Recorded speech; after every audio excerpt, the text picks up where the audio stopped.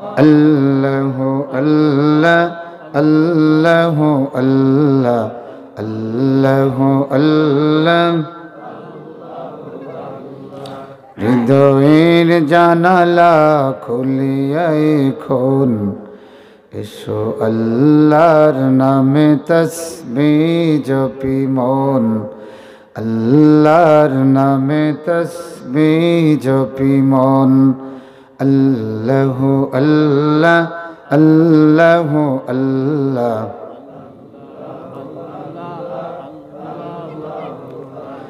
আবেগের সব দ্বার খোলে এখন আল্লাহর নামে তসবিহ জপ মন, আল্লাহর নামে তসবিহ জপ মন। আল্লাহ আল্লাহ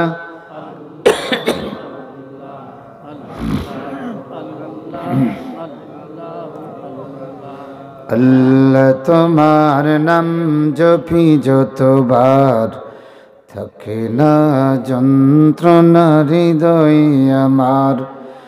অসীম দয়ার দান দিও বারে বার, তোমার দরবারে মিনতি আমার, তোমার দরবারে মিনতি আমার। আল্লাহ আল্লাহ আল্লাহ আল্লাহ।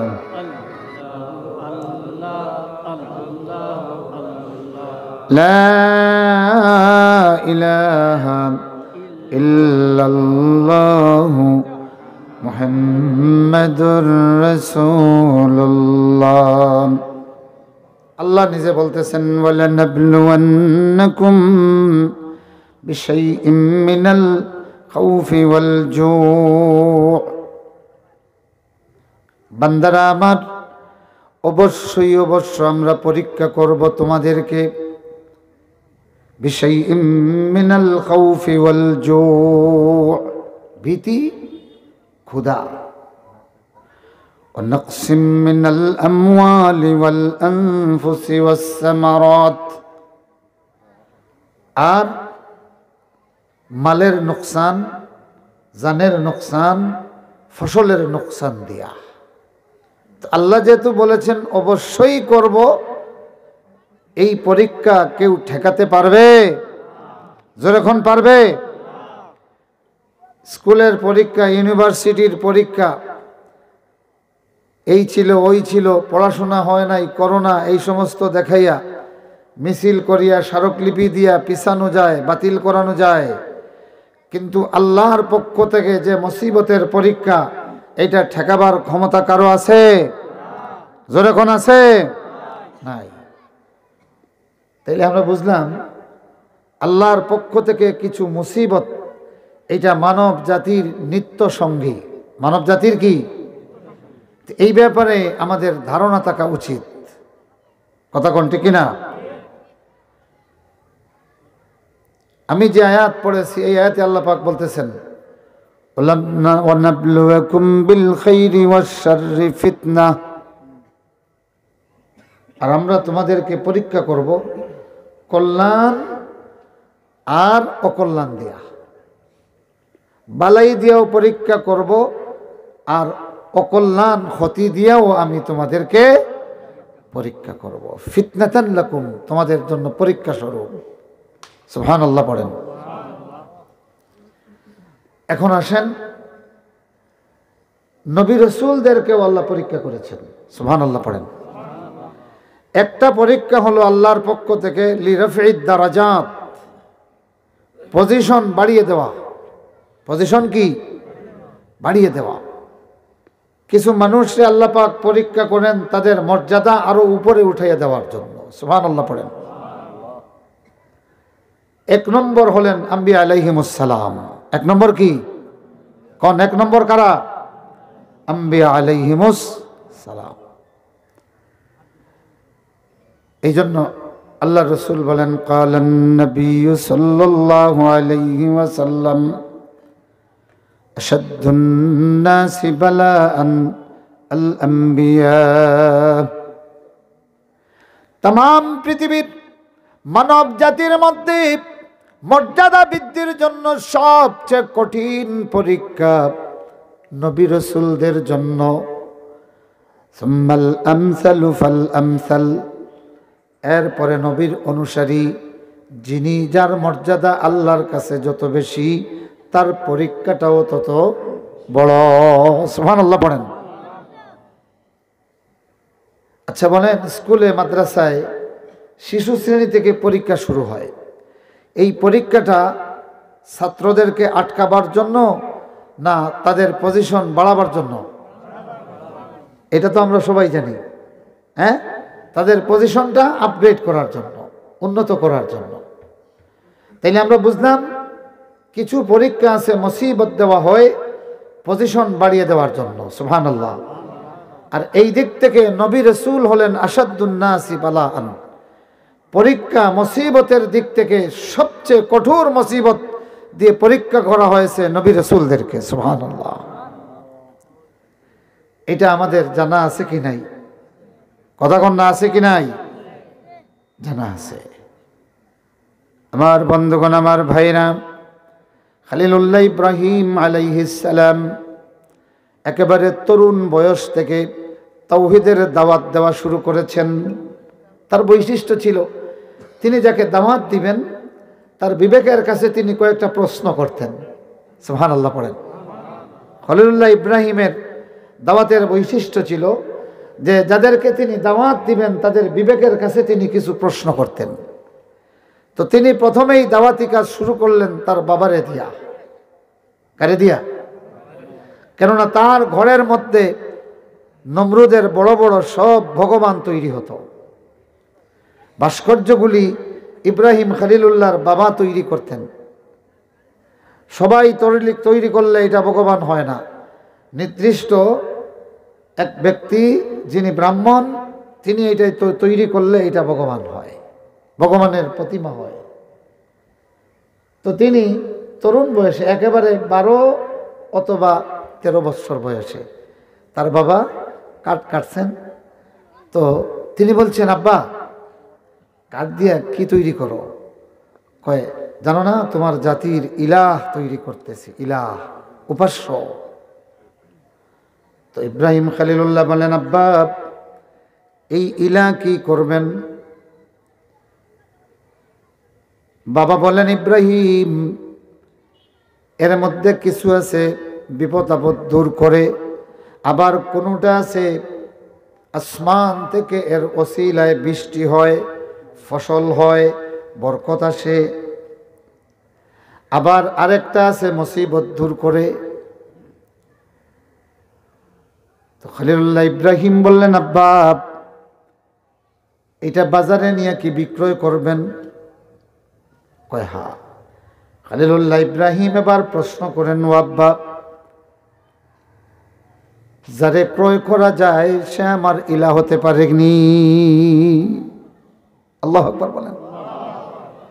ও আব্বা জান, আজ যারে ক্রয় করলাম, আমি যদি বরকতের খোদারে ক্রয় করি তাইলে সব বরকত তো আমার হয়ে যাবে, এই বরকত তো আমি আর কাউকে দিতে দিব না।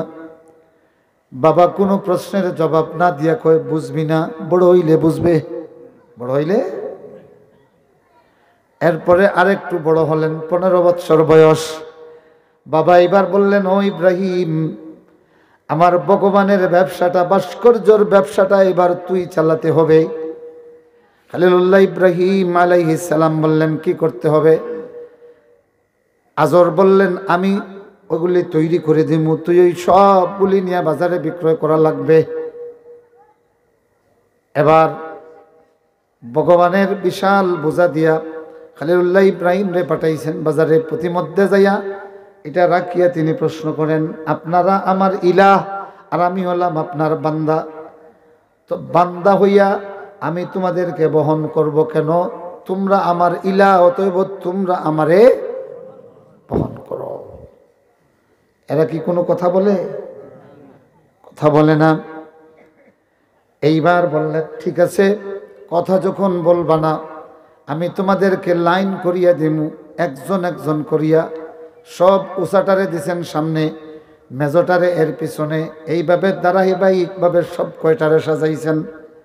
স্কুল মাদ্রাসায় এই যে অ্যাসেম্বলির সময় যেইভাবে বাচ্চাদেরকে সাজানো হয়, নিচের থেকে উপরে সাজানো হয় না, সব ছোটরা সামনে, এর উপর এর মানে এইভাবে পিছনে। আর ইব্রাহিম খলিলুল্লাহ সব উঁচাটারে আগে, মেজোটারে পিছনে, এইভাবে ধারাবাহিকভাবে সাজাইলেন। সাজাইয়া বললেন চলো।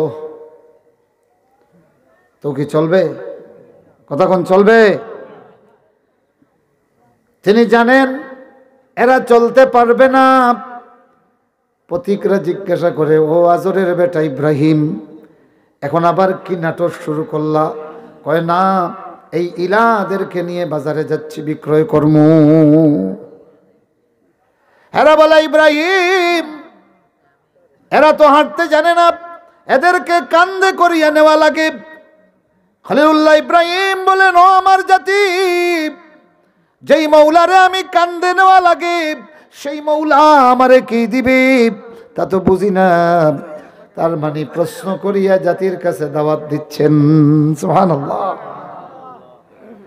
এরপরে তিনি সব কয়টারে রশি দিয়া বাঁধছেন, বান্ধিয়া হেইয়ো, কথা বুঝতেছেন, উন্নয়ন হেইয়ো, এইরকম টানা শুরু করছেন। টানতে টানতে বাজারে গেছেন, ওখানে পিছনের দিকে আর কোনো তাকান নাই।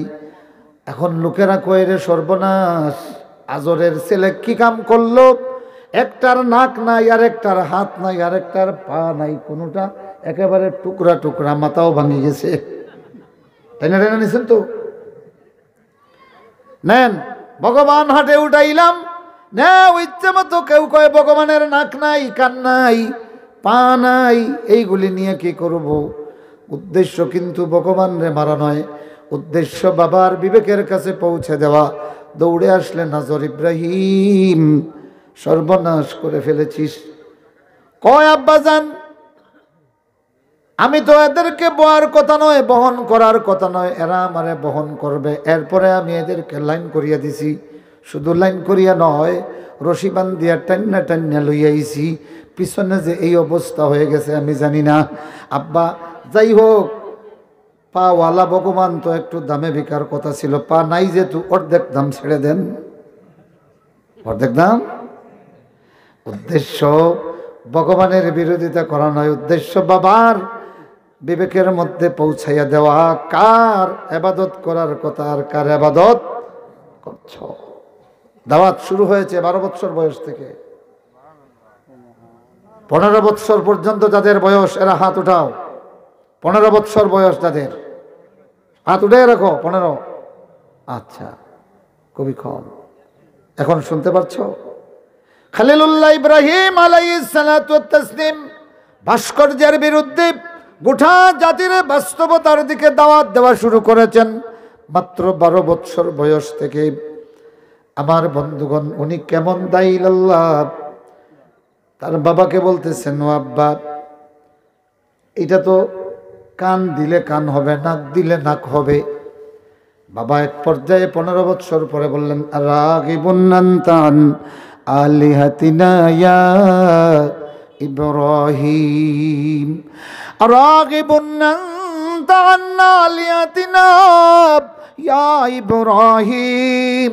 ইব্রাহিম, তুমি আমাদের ইলাহ থেকে বিমুখ হয়ে গেলে নাকি? হযরত ইব্রাহিম খলিলুল্লাহ বলেন, আব্বাজান, ইলাহ থেকে বিমুখ হওয়ার কথা নয়, বরং এদের তো ইলাহ হওয়ার কোনো যোগ্যতাই নাই। সুবহানাল্লাহ, আল্লাহু আকবার বলেন। ও আব্বাজান, ইলাহ হওয়ার জন্য যতটা গুণ দরকার আপনি বলেন তো এদের মধ্যে আসেনি। বাবা এবার তলমাতা করিয়া কয়, লা রাগিবুন আনতান আলিহাতিনা ইয়া ইব্রাহিম। বাবা বলে, খবরদার, বাইরের কেউ যেন না জানে রে ইব্রাহিম। এইটা যদি জানে কেমন মুসিবত তোর উপর আসতে পারে। খলিলুল্লাহ ইব্রাহিম 15 বছর বয়স থেকে প্রকাশ্যে দাওয়াত দেওয়া শুরু করলেন গোটা জাতির সামনে। শেষ পর্যন্ত বাবায় ছেলের বিরুদ্ধে গিয়া নমরুদের দরবারে মামলা। আল্লাহু আকবার বলেন। আশাদ্দুন নাসি বালাআন আল আম্বিয়া। এ বাংলার তরুণগুলি, এ বাংলার কোরআনের দায়ীগুলি, হে আল্লাহর দ্বীনের কর্মীগুলি, এখনো তো তোমার বাবা গিয়ে তোমার বিরুদ্ধে মামলা করে নাই, ঠিক না? খলিলুল্লাহ ইব্রাহিম তাওহীদের দাওয়াত শুরু করলেন, কেমন কঠিন ময়দান রে ভাই। নিজের বাবা আজর গিয়া আত্মসমর্পণ করে বললেন, আমি অপারগ হয়ে গেছি নমরুদ, আমার ছেলের একটা ব্যবস্থা করো।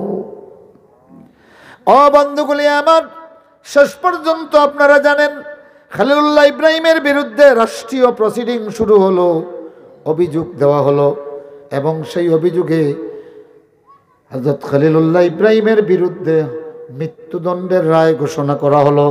তবে এটা কিভাবে? আগুনে পুড়াইয়া, নাউজুবিল্লাহ। জ্বালাও, আগুন জ্বালাও।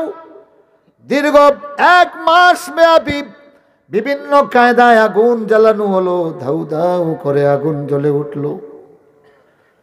কয়েক মাইল দূর থেকে যে আগুনের শিখা দেখা যায়, উত্তাপ লাগে। খলিলুল্লাহ ইব্রাহিম আলাইহিস সালাম রে সেই আগুনে চরকি বানাইয়া ফেলে দেওয়া হলো। জীবন্ত একটা মানুষ আগুনের মধ্যে পড়ে যাচ্ছেন। আগুনে ফেলে দেওয়ার আগে খলিলুল্লাহ ইব্রাহিম এমন ব্যক্তি ছিলেন, গোটা ব্যাবিলনীয় সভ্যতার রাজ পরিবারের প্রত্যেকটা তরুণ তার ভক্ত ছিল। সুবহানাল্লাহ। এ তরুণগুলি শোনো, ভালো করে শোনো। এরা কানে কানে আসিয়া কই, ইব্রাহিম একটু আপোষ তুমি নমরুদের সঙ্গে করে ফেলো, একটা বার মৌখিকভাবে তুমি বলো তোমার এইভাবে যৌবন আগুনে পুড়াইয়া শেষ হয়ে যাবে, আমরা সহ্য করতে পারি না। খলিলুল্লাহ ইব্রাহিম বলেন, আমার বন্ধুরা শোনো, আমি যার দাওয়াত দিচ্ছি, আমি যার পাগল, আমি যাকে ভালোবাসি, আমি যার দিকে মুতাওয়াজ্জা হয়ে গেছি, তিনি আসমান জমিনের মালিক। বিদায় আমার ব্যাপারে কল্যাণ অকল্যাণের চিন্তা তিনি করবেন। আসমানে যদি আমার মৃত্যু লেখা থাকে, কেউ তোরা মৃত্যু ঠেকাতে পারবি না। আর যদি আমার আল্লাহ রক্ষা করেন, নমরুদের আগুন আমার কিচ্ছু করতে পারবে না। আল্লাহু আকবার। এইরকম ইমান হওয়া চাই, আপনাদের হতে হবে। এইরকম ইমান হতে হলে দাওয়াতি কাজ করা লাগবে। খলিলুল্লাহ ইব্রাহিমের মতো ভাস্কর্যের বিরুদ্ধে দাওয়াত দিতে হবে। খলিলুল্লাহ ইব্রাহিমের মতো তাওহীদের দাওয়াত দিতে হবে। খলিলুল্লাহ ইব্রাহিমের মতো আল্লাহর দাওয়াত দিতে হবে। খলিলুল্লাহ ইব্রাহিমের মতো আপুসীন নমরুদের বিরুদ্ধে জেগে উঠতে হবে। রাজি আছেন? এইভাবে যারা ধীরে ধীরে এক একটা নমরুদের বিরুদ্ধে দাওয়াত দেয়, দিন যায়, বৎসর যায়, এদের ইমানের কুটি আরো সবল হয়। সুবহানাল্লাহ। আমার ভাইরা, খলিলুল্লাহ ইব্রাহিম আলাইহিস সালাম রে আগুনে ফেলে দেওয়া হলো। আল্লাহ বলেন, কুলনা ইয়া নারু কুনি বারদাম ওয়া সালামান আলা ইব্রাহিম। সুবহানাল্লাহ। খলিলুল্লাহ ইব্রাহিম তাওহীদের জিকির শুরু করলেন, আগুনের মধ্যে পড়িয়ে বললেন, লা ইলাহা ইল্লাল্লাহ, লা ইলাহা ইল্লাল্লাহ, লা ইলাহা ইল্লাল্লাহ। 7 দিন এই আগুন খলিলুল্লাহ ইব্রাহিম রে জ্বালালো। সুবহানাল্লাহ। কয়দিন? নমরুদ দূর থেকে যখন দেখলো খলিলুল্লাহ ইব্রাহিম অগ্নিকুণ্ডলীর ঠিক মাঝখানে মুস্কি হাসি দিয়া বিড়বিড় করিয়া কি যেন বলতেছে, নমরুদ তখন বলে, রে আগুন, তোর দায়িকা শক্তি কি নিঃশেষ হয়ে গেল নাকি? আমার আল্লাহ আগুনের জবান খুলে দিয়ে দিলেন। এবার আগুন বলে, নমরুদ শোনো, আমার দায়িকা শক্তি নিঃশেষ হয় নাই, আমার দায়িকা শক্তি নিঃশেষ হয় নাই।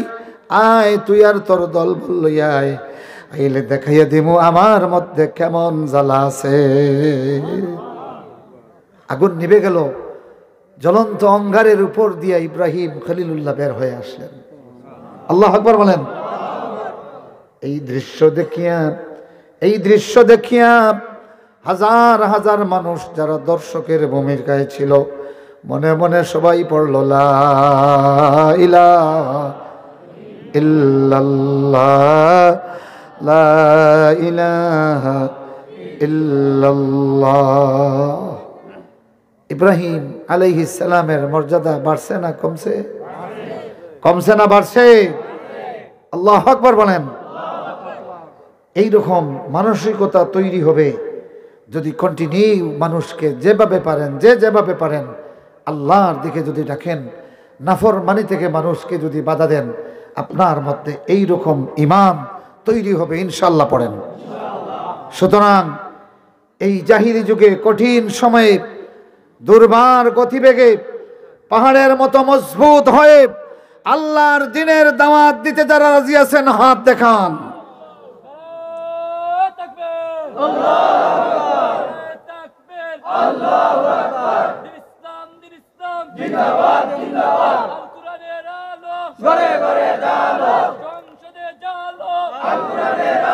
আমার ভাইরা, আল্লাহর কোরআনের এই বিপ্লবী দাওয়াত দিতে দিতে এক এলাকায় যদি একটা খলিলুল্লাহ ইব্রাহিমের জন্ম হয়, তাইলে একটা গোটা জাতি আগুন থেকে মুক্তি পেয়ে যায়। জোরে কোনটি কিনা? খলিলুল্লাহ ইব্রাহিম একজনই যথেষ্ট।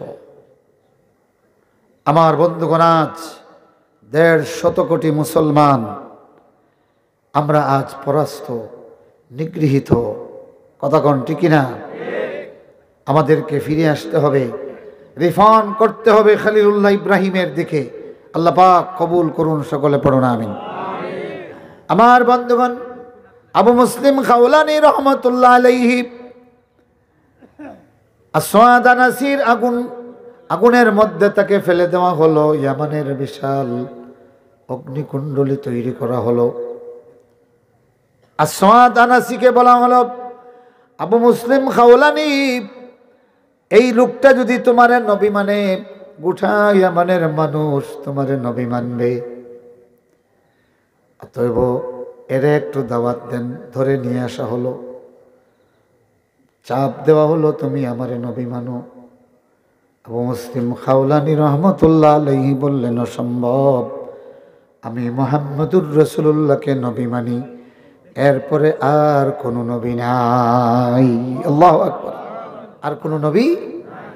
একাই দাঁড়িয়ে গেলেন আসওয়াদ আনাসির বিরুদ্ধে, একাই দাঁড়িয়ে গেলেন। এবার তার জন্য শাস্তির ব্যবস্থা করা হলো। সেই নমরুদের মতো একটা অগ্নিকুণ্ডলী জ্বালানো হলো। পরের দিন খালি হযরতে খাওলানী রহমতুল্লাহ আলাইহিকে আগুনে ফেলে দিবে। চতুর্দিক থেকে দর্শকরা আসলো আবু মুসলিম খাওলানীর আগুনের শাস্তি দেখার জন্য।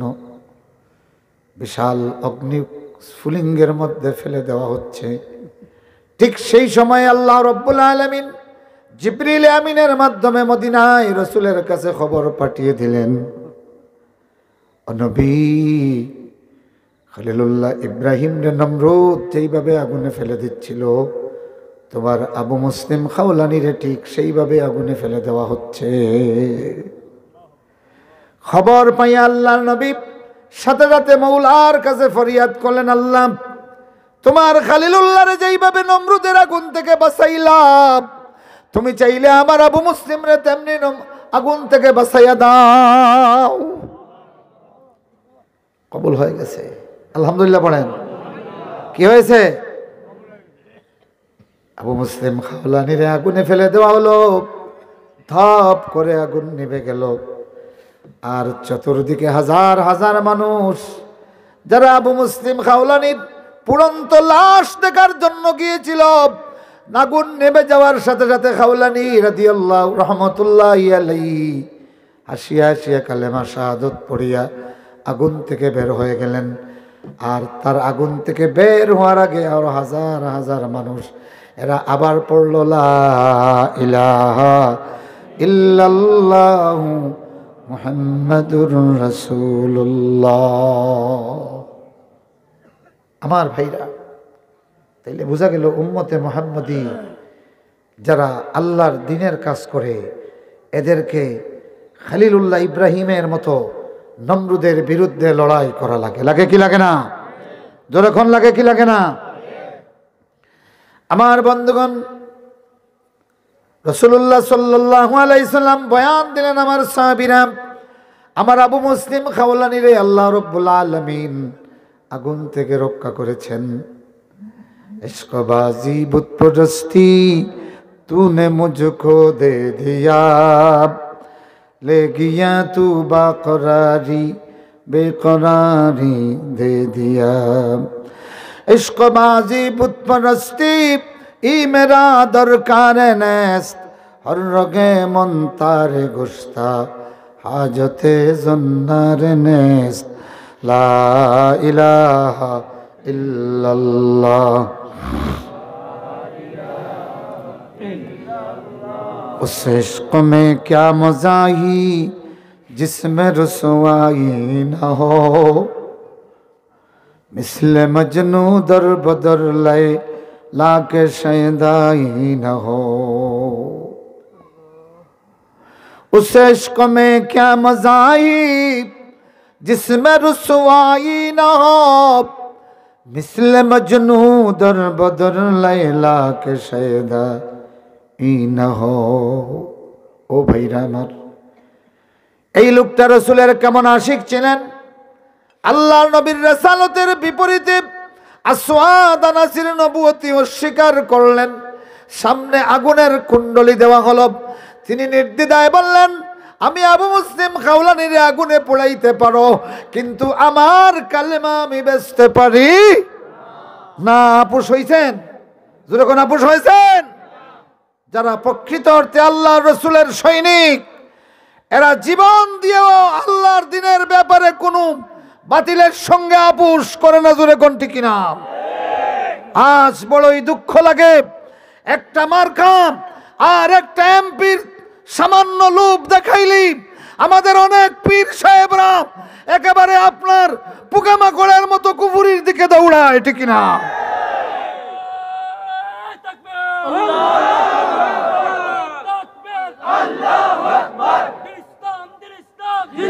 আরে ভাই, আল্লাহর দ্বীন এবং রাসূলের মহব্বতে তো আগে পীর সাহেব আগুনের মধ্যে আত্মাহুতি দিবে, দূরে কোন ঠিক কিনা?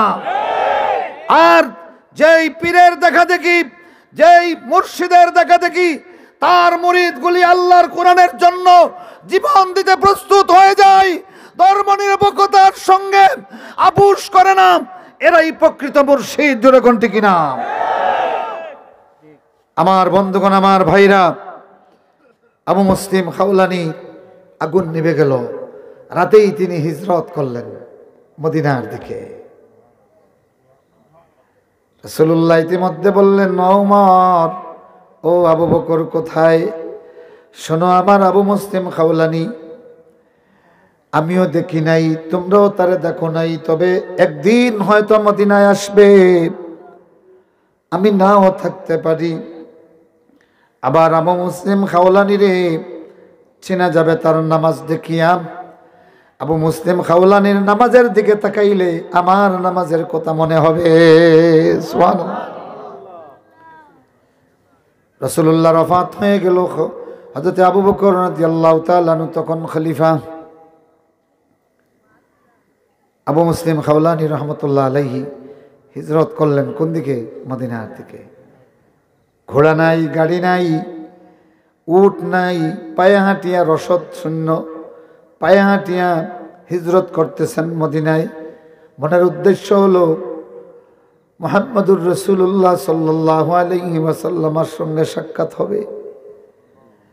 সুদূর ইয়ামান থেকে দীর্ঘ সফর, ক্লান্ত শ্রান্ত, পানি নাই, খাবার নাই, মরুভূমির কারণে তার চুলগুলি লম্বা হয়ে গেছে, শরীরটা উস্কো খুস্কো হয়ে গেছে, পানি শূন্য শরীর একেবারে ফ্যাকাশে হয়ে গেছে। মদিনায় যখন আসলেন, দরবারে নবুয়তে আসার আগে খবর পাইলেন মুহাম্মদুর রাসূলুল্লাহ দুনিয়াতে নাই।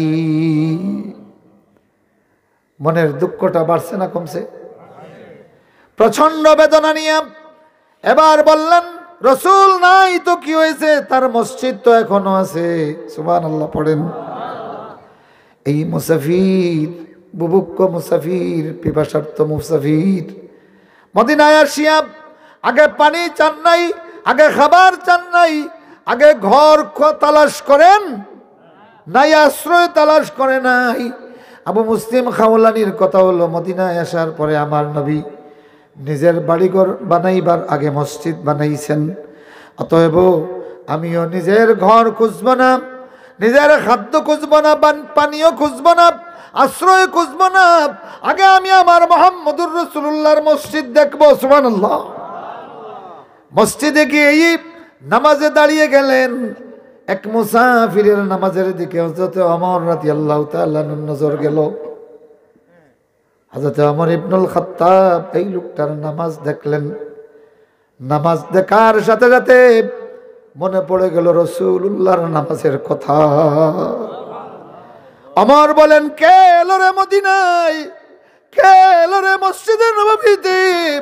দীর্ঘদিন পরে আজ রাসূলের নামাজের মতো নামাজ। আল্লাহু আকবার।